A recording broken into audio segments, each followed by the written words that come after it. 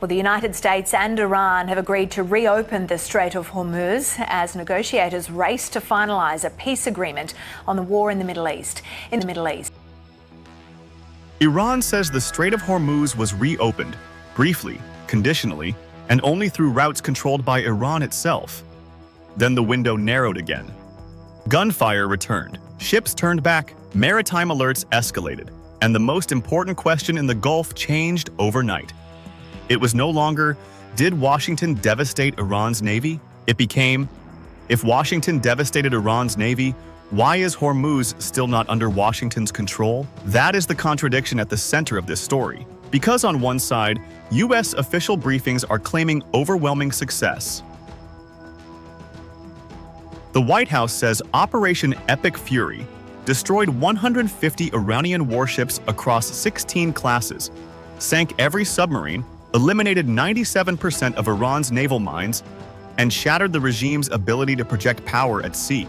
It also says the wider campaign struck more than 13,000 targets.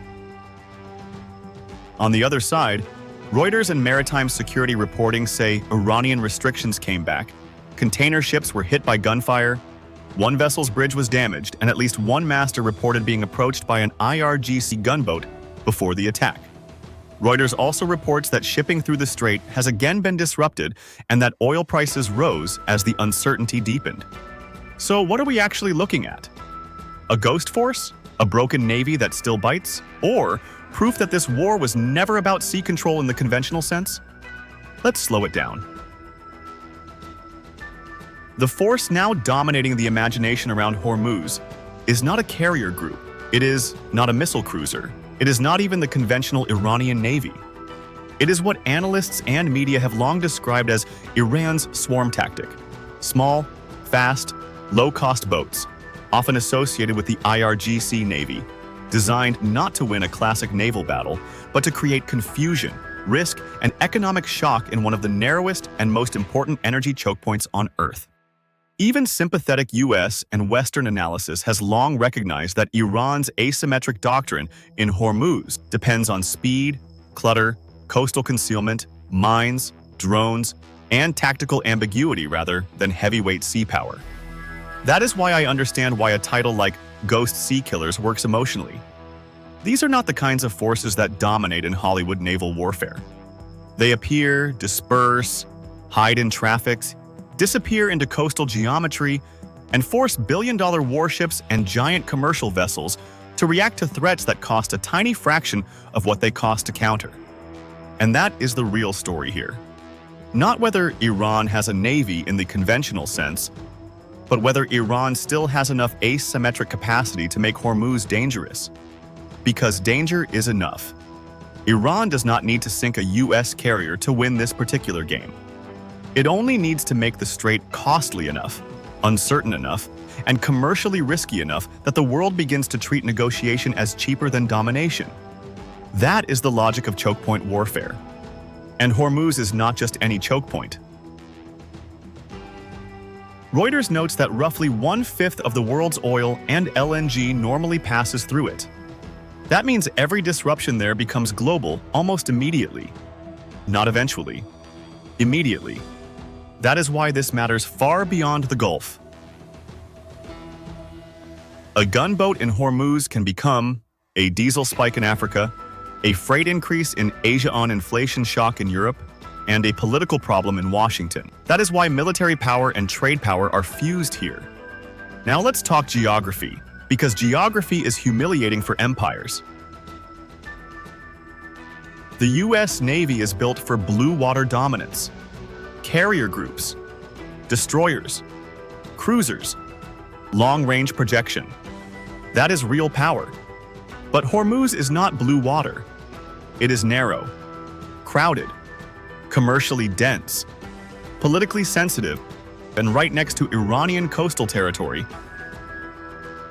This means something simple but decisive. Even if Washington destroys a huge percentage of Iran's conventional fleet, the geography can still favor the side that needs only denial, not dominance. That is the key distinction. The United States wants freedom of navigation, secure transit, and practical control over the waterway. Iran only needs to deny certainty, and those are not the same standard. This is why the contradiction in the US narrative matters so much. Washington says Iran's regular navy is mostly at the bottom of the Gulf. Half of the IRGC's small attack boats are gone. Nearly all major mine capacity is shattered, and Iran's defense industrial base will take years to recover. But if those destruction claims are the whole story, why did ships still come under fire? Why did UKMTO receive reports of Iranian gunboats opening fire? Why are vessels still being turned back? Why are oil traders still reacting as if the strait remains contested? There are only two serious possibilities. Either the official US destruction narrative is overstated, or Iran's remaining asymmetric capacity is still strong enough that even after enormous losses, it can contest the waterway anyway. And either way, the conclusion is uncomfortable for Washington, because the conclusion is the same. The US can destroy targets without fully controlling the choke point. That is the lesson. And that is what makes this a Liberation Lens story. Because empires love numbers. 13,000 targets hit, 10,000 sorties, 97% of mines destroyed, 150 warships sunk, every submarine gone. Those numbers are designed to do two things: reassure domestic audiences and intimidate adversaries. But choke points do not obey press briefings. A choke point is not controlled by rhetoric. It is controlled by what ships can safely do. If ships are still being fired on, still turning back, still waiting for safe lanes, then the water is still politically contested, no matter how many targets were hit. That is the deeper story. And it gets even sharper when you remember how Iran framed the reopening. Reuters reported that Iranian officials said passage was open during the ceasefire, but under Iranian conditions, through Iranian-approved routes, and with coordination through Iranian authorities. In other words, even the opening was framed not as surrender to US terms, but as Iranian-administered order. That matters because this is not just a military question. It is a sovereignty question. Who decides when Hormuz is open? Who decides which lanes are safe? Who decides the terms of maritime normality? Washington would like the answer to be obvious. This crisis says it isn't. And that is why the swarm matters so much. A swarm changes the economics of power.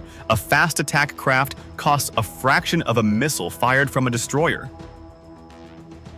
A mine laid in shallow water costs almost nothing compared to the cost of mine clearance. A few bursts of gunfire at commercial vessels can move global prices more efficiently than a major fleet battle. This is asymmetric warfare at its purest. The point is not to defeat the US Navy in a straight-up fight. The point is to make US superiority too expensive to convert into uncontested order. That is what these ghost sea killers represent symbolically.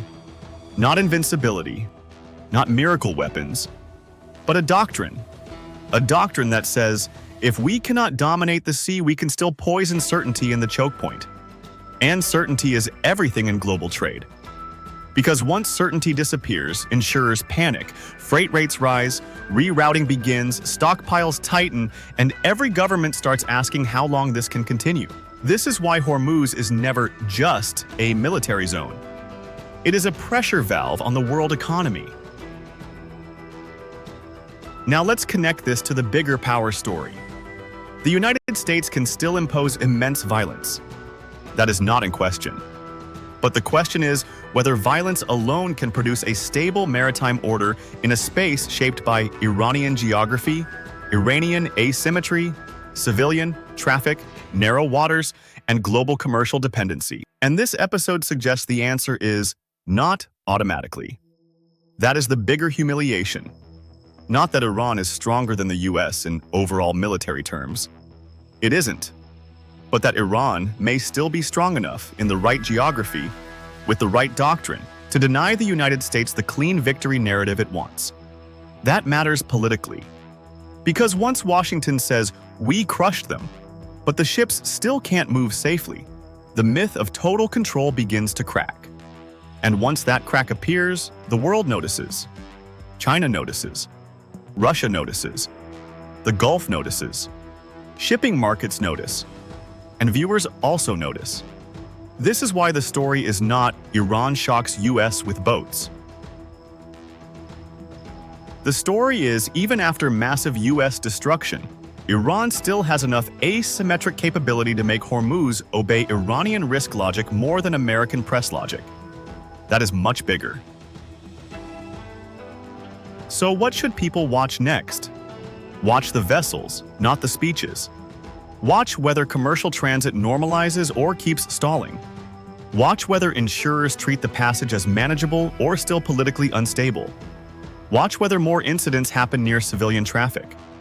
And watch whether Washington begins quietly shifting from triumphal language to risk management language. Because that shift, if it comes, will tell you everything. It will tell you that this was never about whether America could hit thousands of targets. It was about whether those strikes were enough to impose durable order. And right now, the evidence says that question is still open. So here's the final point.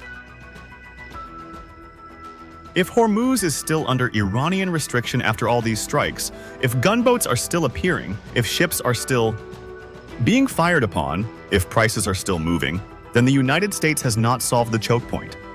It has only devastated the battle space around it, and that is not the same thing. Because in geopolitics, a shattered enemy is not the same as a controlled corridor. And Hormuz is a corridor. A corridor that may have just exposed the limits of American firepower against Iranian asymmetry. That is the shock. And that is why this story matters. This is Liberation Lens. We report the news, then we expose the structure underneath it.